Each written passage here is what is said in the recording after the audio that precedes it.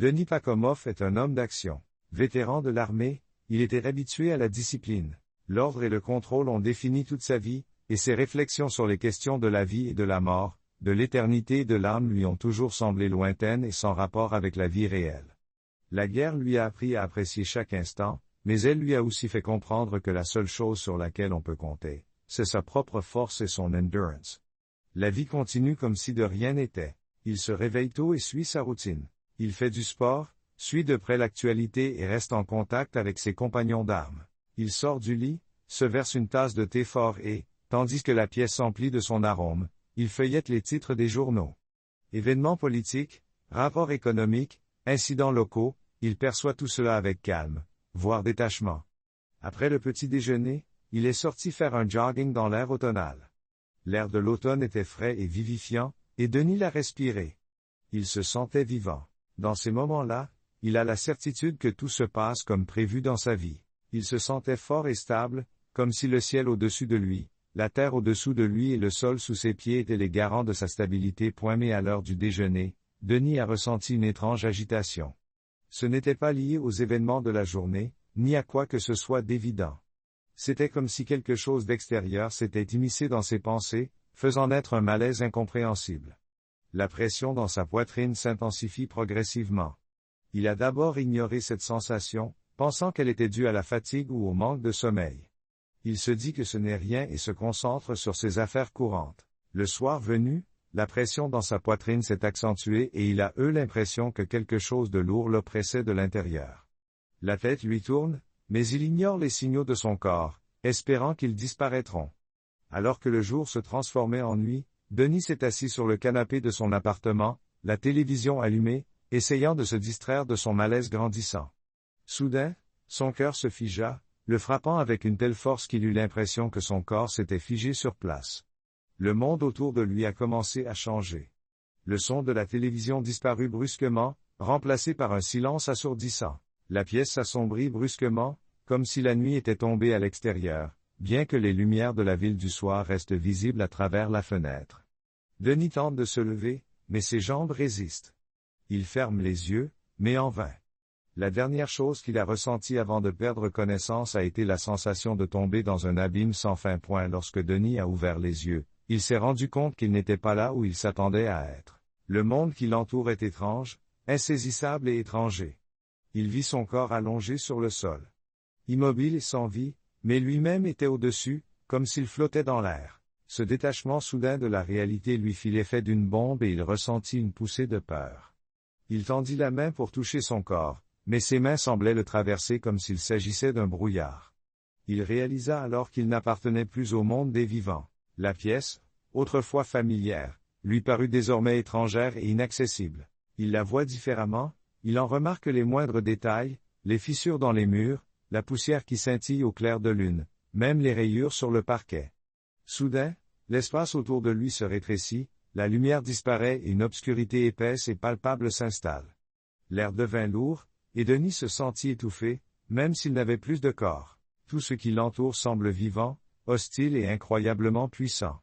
Puis, il sentit un mouvement, une force invisible qui le tirait quelque part, impitoyablement et indomptablement. Ce n'était pas un mouvement normal, c'était plutôt son essence, l'essence de quelque chose d'incompréhensible. Les ténèbres autour de lui se mirent à bouger. Des formes étranges, déformées. Elles émergèrent lentement des ténèbres. Elles prenaient la forme de silhouettes humaines, mais leur corps était tordu et bougeait de façon abrupte et saccadée. Ces créatures émettaient des sons qui étaient un mélange de gémissements et de cris, ce qui fit frémir Denis.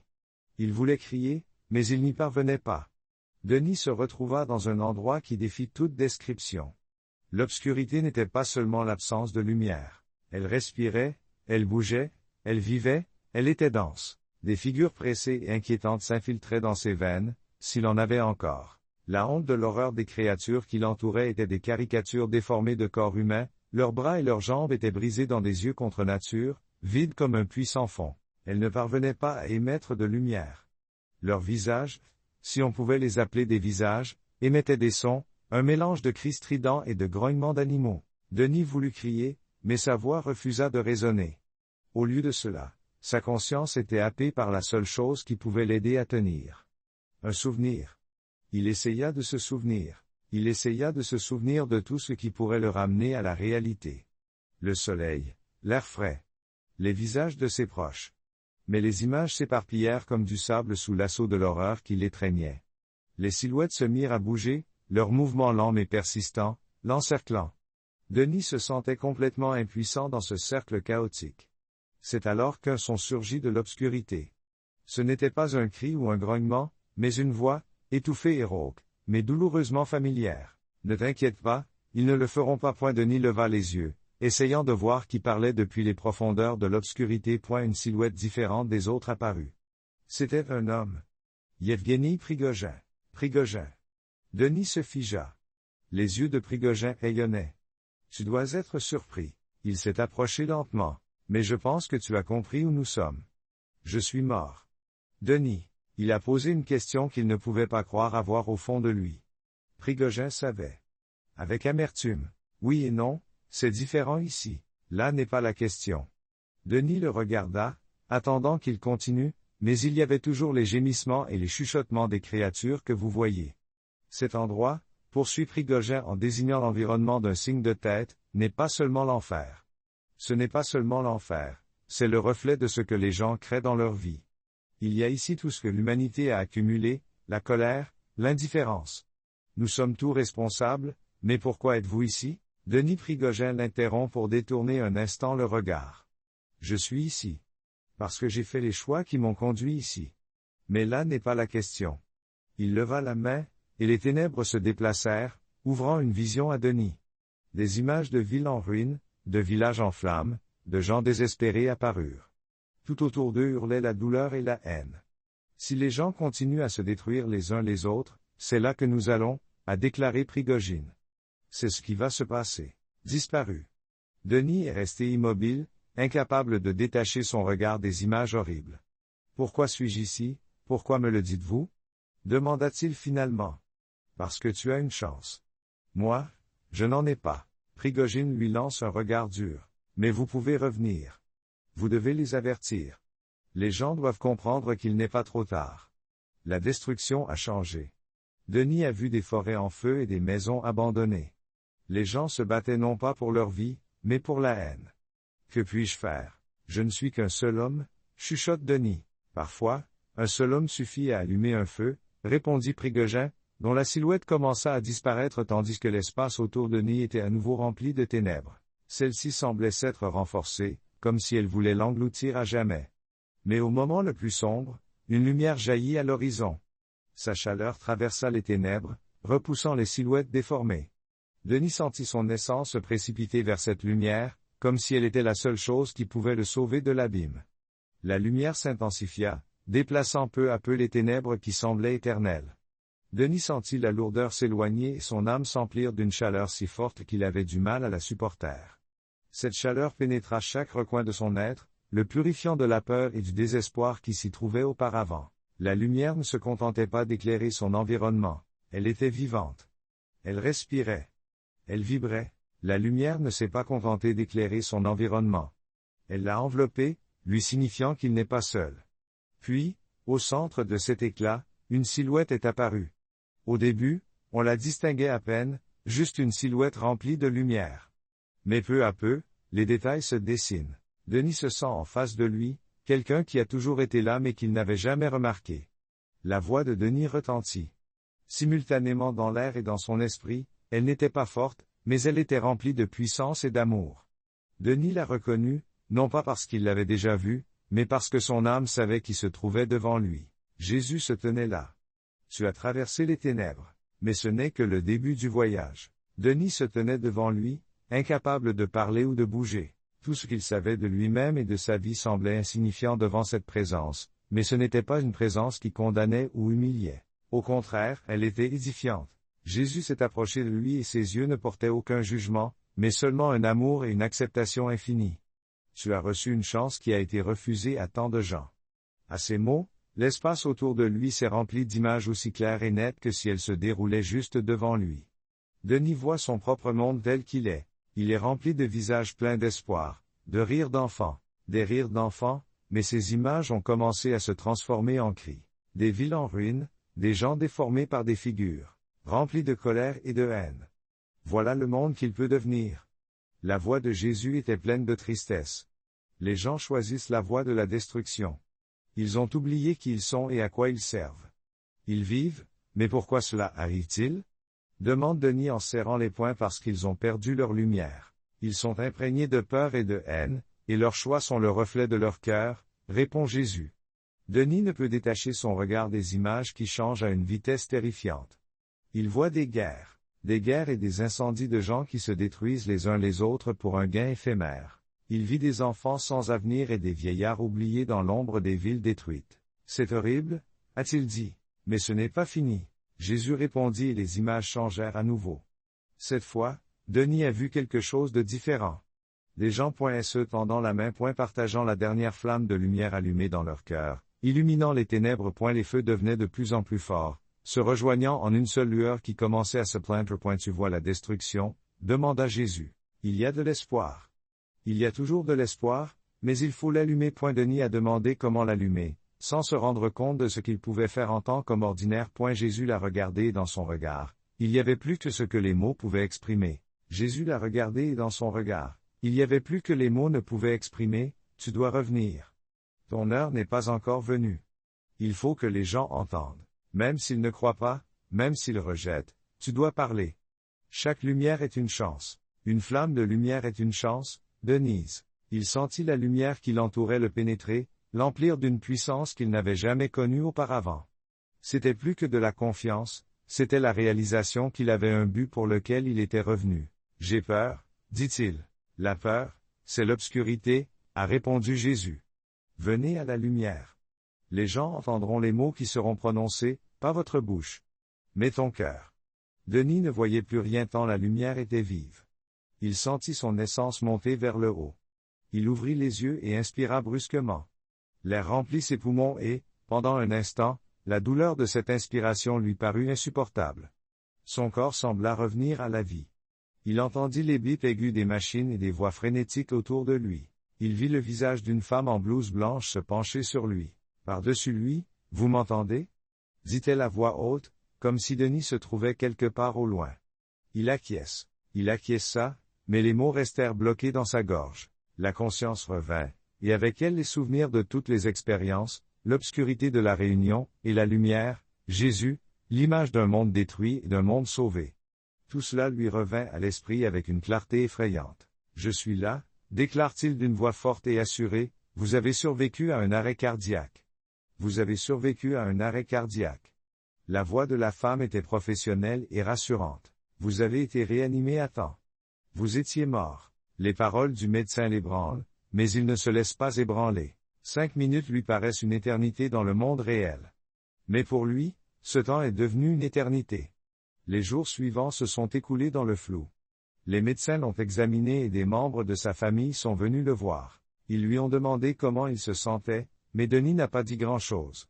Il essayait d'assimiler tout ce qui lui était arrivé, son esprit était rempli d'images qu'il avait vues et qu'il n'arriverait pas à oublier. Jour et nuit, le souvenir de l'avertissement de Prigogine et des paroles de Jésus sur la mission qu'il avait à accomplir pesait sur son âme. Le 4e jour après sa sortie de l'hôpital, Denis était seul pour la première fois. Denis était seul. C'était un sentiment étrange, une solitude qu'il n'avait jamais remarquée auparavant. Maintenant, il y voit une occasion de s'écouter lui-même. Il prend une feuille de papier et commence à écrire. Ses mains tremblent légèrement. Ce n'est pas grave. Il a tout noté, la pression dans sa poitrine, les paroles de Jésus sur l'espoir, la nécessité de faire briller une lumière dans le cœur des gens. Chaque mot est une révélation. Denis a le sentiment qu'à travers ses écrits, non seulement il retrouve la clarté, mais qu'il pose les bases de l'accomplissement de sa mission. Cependant, des doutes commencent à l'assaillir. Il se demande comment transmettre ce qu'il a vu, qui le croira et comment il réagira s'il l'entend de la bouche d'une autre personne. Denis décide de commencer par la personne la plus proche de lui. Il compose le numéro d'Andrei, un ancien collègue de travail qu'il a accompagné dans toutes les épreuves et les joies de la guerre. Bonjour, Andrei, dit Denis en essayant de garder sa voix calme. Denis, tu es vivant. Tu vas bien? Répond la voix de son ami, plus joyeuse qu'il ne s'y attendait. Il faut qu'on parle. C'est important. Dis-moi où et quand. Un jour plus tard, Ils se retrouvèrent dans un petit parc où les feuilles d'automne bruissaient doucement sous leurs pieds. Denis sent le vent froid lui glacer les os. En même temps, il ressent une étrange chaleur à l'intérieur de lui. « Raconte-moi. » Denis commença à parler, d'abord lentement. Il raconta à Andreï comment il avait perdu connaissance et s'était retrouvé dans un endroit qui pourrait être l'enfer. Il décrivit sa rencontre avec Priogen, les ténèbres qui consumaient son âme, et comment il avait été sauvé par la lumière. Andreï écoutait en silence, le visage sérieux, mais il y avait une lueur de doute dans ses yeux. « Es-tu en train de dire que tu étais mort et que tu as tout vu » demanda-t-il lorsque Denis eut terminé. « Fini. »« Oui, je sais de quoi ça a l'air, mais c'est vrai, Denis. Je crois que tu as vécu quelque chose d'extraordinaire. Mais tu te rends compte de ce que cela représente pour le commun des mortels, n'est-ce pas ?» Il a serré l'épaule de mon ami. « Je comprends, mais je ne peux pas. Je ne peux pas l'oublier. Je dois faire quelque chose. Il faut que je fasse quelque chose. » Andreï est resté silencieux pendant un long moment. Lentement, il acquiesce. Lentement, il acquiesce. « Dis-moi ce que tu vas faire. » Denis ressent un léger soulagement, même si Andreï ne le croit pas tout de suite, il est prêt à l'écouter. Le lendemain, il commence son voyage. Denis sait que son voyage ne fait que commencer et qu'il ne sera pas facile. Après avoir parlé à Andreï, il s'est rendu compte que même ses proches avaient du mal à accepter ce qu'il vivait. Mais cela ne l'a pas arrêté. Il était convaincu que sa mission était de dire la vérité aux gens, de les inspirer et de les aider à comprendre l'importance de la lumière de l'espoir et des bonnes actions. Denis décide de passer à l'action. Il commence à écrire ses mémoires, en structurant méthodiquement les événements qui se sont déroulés. Les mots sont difficiles à prononcer, mais à chaque paragraphe, il sent son esprit s'éclaircir et sa mission se préciser. Après quelques semaines, Denis a décidé de partager son expérience avec un petit groupe de personnes qui étaient ses collègues de travail, des personnes qu'il connaissait bien et en qui il avait confiance. Ils se réunissent dans une pièce confortable de l'appartement de l'un de ses camarades, où ils discutent toujours de sujets sérieux. « Je sais que ce que je vais dire peut paraître étrange, » a-t-il commencé, sans regarder les visages tendus de ses amis, « mais je dois le dire. Il faut que je le dise. » Il décrivit tout ce qu'il avait vécu, son âme séparée de son corps et sa rencontre avec les ténèbres absolues. Il décrit comment il a rencontré et entendu l'avertissement de Prigogine lorsqu'il a atteint le point de l'histoire de la lumière de Jésus, la chambre. Il y a eu un silence de mort. « Vous êtes en train de me dire que vous avez vraiment vu Jésus ?» dit l'un des hommes. Il regarde Denis d'un air incrédule. « Oui, il ne l'a pas seulement vu. Il m'a parlé et m'a montré ce qui arriverait si les gens continuaient sur le chemin de la destruction. » Denis répond avec fermeté. Certains hommes commencent à le regarder. « Tout cela semble un peu inhabituel, » dit l'un d'eux. « Mais si c'est vrai, que suggérez-vous » Denis le regarde. « Commence par toi-même. Arrêtez la haine, la colère, l'indifférence et tendez la main à ceux qui en ont besoin. Enseignez aux enfants la lumière et non les ténèbres. » Ces mots ont semblé pénétrer plus profondément que tout le reste. Les gens ont commencé à poser des questions, dont certaines n'étaient pas bien intentionnées, mais Denis a senti que la graine avait été plantée. Après cette réunion, il s'est rendu compte qu'il trouverait non seulement des gens qui l'écouteraient, mais aussi des gens qui se moqueraient de lui, le critiqueraient, voire le rejetteraient. Dans les semaines qui ont suivi, il a commencé à délivrer son message à de petits groupes, souvent parmi ses collègues de travail et leurs familles. Ces histoires ont suscité des réactions très diverses, certains l'ont écouté attentivement, d'autres ont retenu leurs larmes, et certains sont même partis avant qu'il n'ait terminé. Mais il y avait aussi ceux qui l'approchaient après ses discours pour partager leurs expériences personnelles. « J'ai vécu quelque chose de similaire. » Un homme d'âge moyen a avoué fermement, en serrant la main de Denis, « Je n'en ai jamais parlé à personne. Je n'en ai jamais parlé à personne, mais maintenant je pense que c'est un signe. » Chaque rencontre de ce type a donné à Denis le sentiment qu'il avançait dans la bonne direction. Il se met à écrire de plus en plus, et ses textes commencent à se répandre parmi ses connaissances, puis au-delà. Des rapports sur un vétéran qui a vu l'enfer et la lumière commencent à faire surface sur l'Internet. Certains prennent ces histoires avec intérêt, d'autres avec dérision, d'autres encore l'accusent de fiction. Mais Denis ne s'est pas laissé arrêter. Il savait qu'il faisait quelque chose d'important. Même si une seule personne l'entendait, cela en valait la peine. Ces mots lui ont donné de la force. Ils l'ont aidé à traverser les moments difficiles. Denis avait des visions dans son esprit. Il voyait l'image d'un monde brisé. Il voyait le chaos et la douleur. Mais il a aussi vu l'espoir. Il a vu comment cet espoir pouvait sauver l'humanité. Son chemin était difficile, mais il savait qu'il devait continuer. Les mois ont passé et Denis Pakomov a poursuivi son voyage. Bien qu'il se sente souvent seul, sa mission de communiquer ses expériences et d'inspirer le changement demeure. Il n'a plus peur du doute ou du ridicule. Chaque étape de son parcours lui rappelle les paroles de Jésus, « Tu n'es pas seul, tu n'es pas seul ». Un jour, il a été invité à s'adresser à un grand groupe de vétérans et à leurs familles. Cette réunion a été un défi pour lui. Il savait qu'il ne pouvait pas se contenter de dire des choses gentilles. Ces personnes connaissaient la douleur de la perte et du chaos, et pour beaucoup d'entre elles, elle n'était que trop familière. La salle était remplie de personnes dont les visages exprimaient un mélange de scepticisme et d'épuisement. Denis est monté sur scène, a regardé le public et a commencé à parler. Il s'est adressé à l'auditoire, reconnaissant sa résilience face aux défis de la vie. Vous avez pris l'habitude de compter sur vous-même. C'était la même chose pour moi.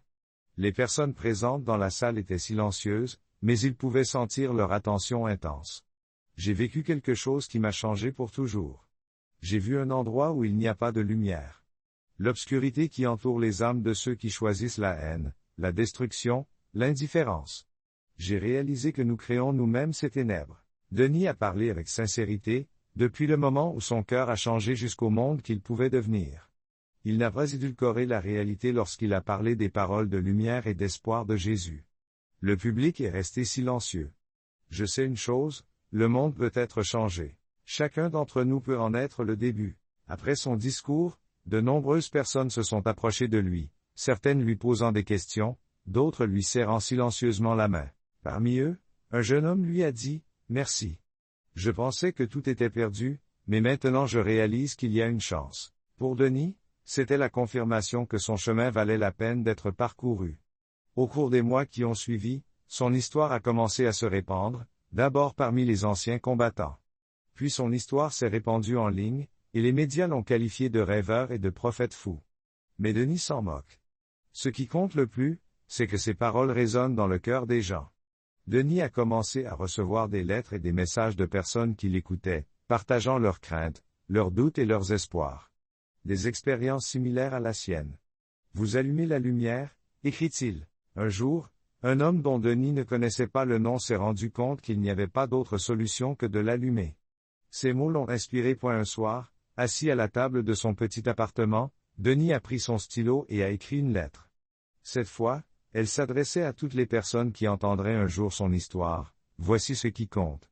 Chaque action que nous entreprenons est importante. Chaque action, chaque choix, chaque mot, chaque pensée. Le monde est plein de ténèbres, mais nous avons le pouvoir d'allumer la lumière. Je l'ai vu, je le sais, et je crois que chacun d'entre nous peut être le début du changement. Lorsqu'il a fini d'écrire, il s'est senti l'âme. Il savait que sa mission était loin d'être terminée.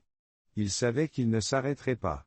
Chaque jour, il se levait en pensant que quelqu'un attendait ses mots, son histoire, sa foi, et que si une seule personne pouvait trouver la lumière, sa mission serait justifiée. C'est sur cette pensée que Denis a continué à avancer, allumant des feux de lumière dans le